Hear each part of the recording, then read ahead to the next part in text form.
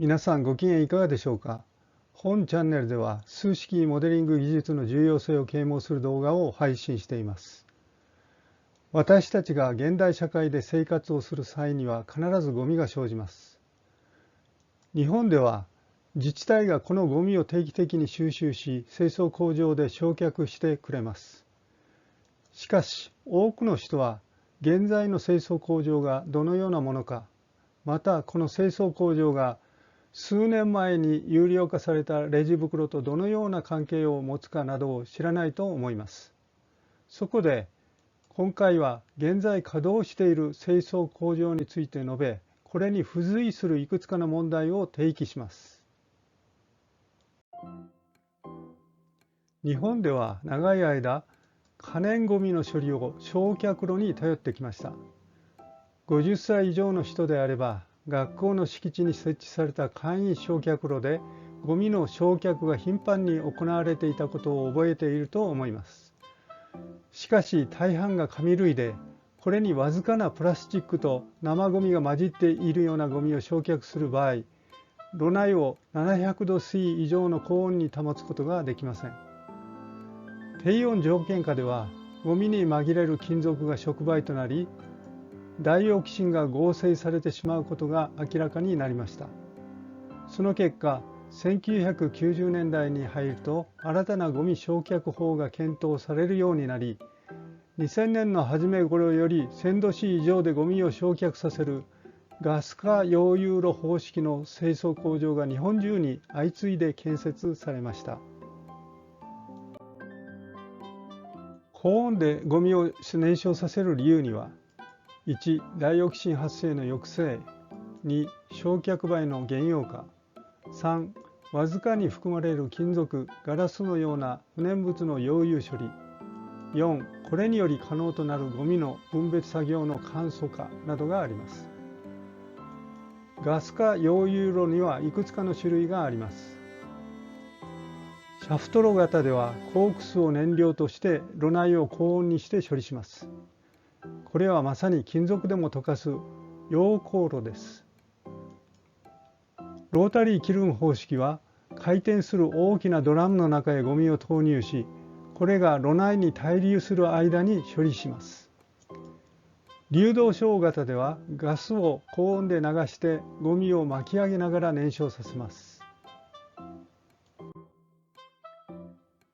どのような方式であろうとも、ゴミの中に水分を多く含む生ゴミが含まれると炉内温度は低くなります。このためコークス、灯油など助燃剤を使用して高温を維持します。助燃剤の使用量を減らすには、高い熱量を持つゴミ、すなわちプラスチックの投入量を増やせば良いのですが、前述のように日本政府は2020年7月からレジ袋の有料化を始めました。この政策はプラスチック資源の有効利用、温暖化ガスの一つとされる二酸化炭素排出量の削減、プラスチックごみの海洋投棄量の削減などを目的としています。しかしながら、ゴミの発生から処理までの過程を一つのシステムとして捉えるならば、この政策に矛盾があることがわかります。我が家では生ゴミをゴミ袋に入れるとき、水が滴るのを防ぐためレジ袋を使用してきました。現在稼働する清掃工場を考えてみましょう。レジ袋の有料化後、我が家のゴミ袋の中には高い熱量を持つプラスチックの割合が減りました。他の家でも同様であると聞いています。これがどの程度影響しているのか分かりませんが、近くに立つ清掃工場では助燃剤の使用量が増えました。これにより二酸化炭素の排出量が増えたことは確かです。一方で生ゴミを入れていたレジ袋が手に入らなくなったため、ホームセンターでプラスチック袋をまとめ買いする人が増えました。これで袋を無駄に使うことが多くなりました。環境省ではレジ袋の国内流通量が減ったことを報告していますが、これにレジ袋の代替となっているプラスチック袋の消費量を含める必要がありますね。プラスチックごみの海洋投棄問題については、他国よりも高い道徳性を持つ日本人には関わりが少ないと思います。海を隔てて大陸に面する海岸を歩いてみてください。大量のプラスチックごみが打ち上げられています。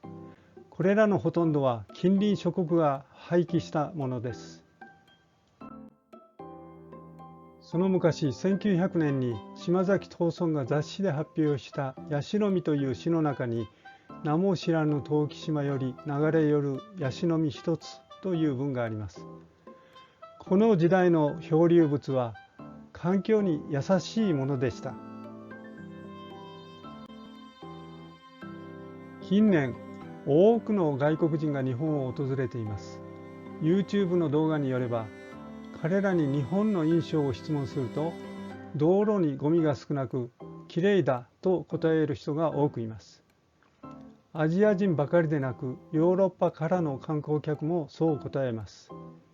いつから日本はこのようにきれいになったのでしょう。子供の頃、私は店でお菓子を買ったら、その包装紙を道に捨てていたことを思い出します。しかし、今の私は絶対にそのようなことをしません。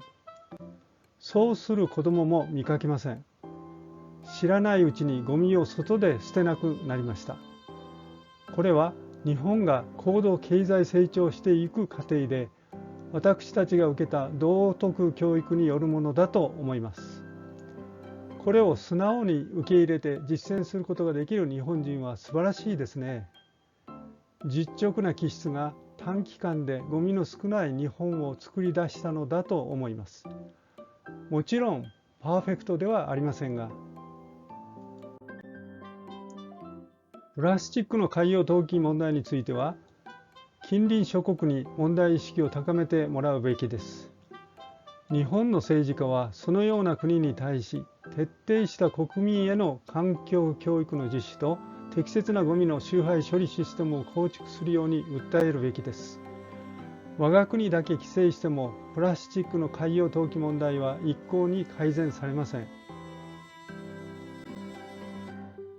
私は環境問題に関わる政治家が数式モデリングを積極的に学んでみたらどうかと思います。事象をシステムとして捉え、その流れを一部でなく全体的に眺めるならば、政策の良い点、悪い点の見極めができるようになります。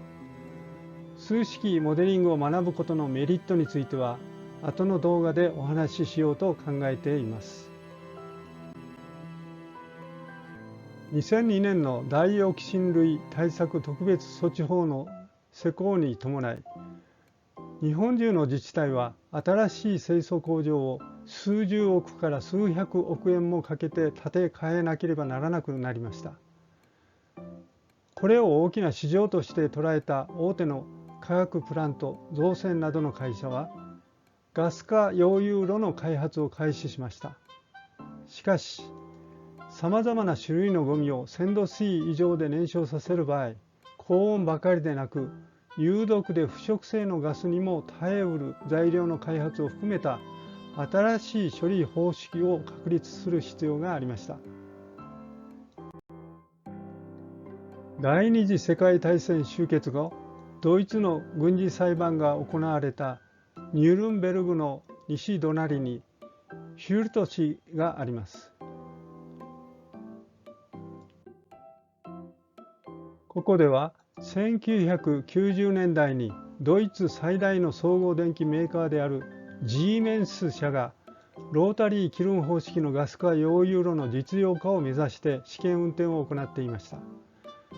しかし1998年に深刻なガス漏れ事故を起こしてしまいました。これにより施設職員や隣接するメルセデス・ベンツ社の社員など8人が病院へ搬送され、また60人が健康被害を受けました。私は2001年にフィルト市へ行き、数百億円をかけて建設された清掃工場のその後を視察しました。合わせてフィルト市の担当職員や新聞社社員と面会し、情報収集を行いました。ガス漏れ事故から数年経過した工場は市民の猛抗議を受け、完全に閉鎖されていました。最近この工場がどうなっているのか気になり、 Google マップでその場所を見たところ、建物は完全に撤去され、更地になっていることが分かりました。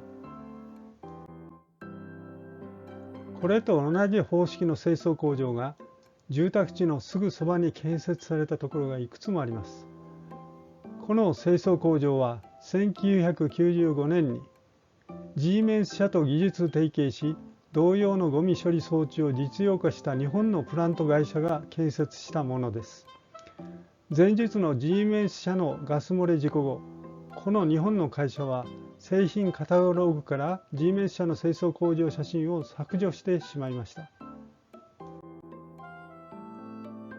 フィルト市ではガス漏れ事故が起こった時、市の関係部局が事故発生を迅速に市民へ知らせ、3km 周囲の住民をガス漏れ事故が起こった朝8時から夜の10時頃まで外出禁止としました。この迅速な対応は清掃工場が危険なプラントであることを市民が認識し、日頃から監視していたことで可能になったのだろうと思います。一方、日本の自治体はどうなのでしょうか。同じようなガス漏れ事故が起こった時の対応の準備はできているのでしょうか。このように皆さんが出すゴミの処理にはいろいろと厄介な問題があります。このことを清掃工場周辺に住む人だけでなく、ゴミを出す皆さんも知っておくべきです。本日のお話はこれで終わりです。いつもご視聴いただきありがとうございます。わからなかったら遠慮なく質問してください。それでは次回の動画まで。ごきげんよう。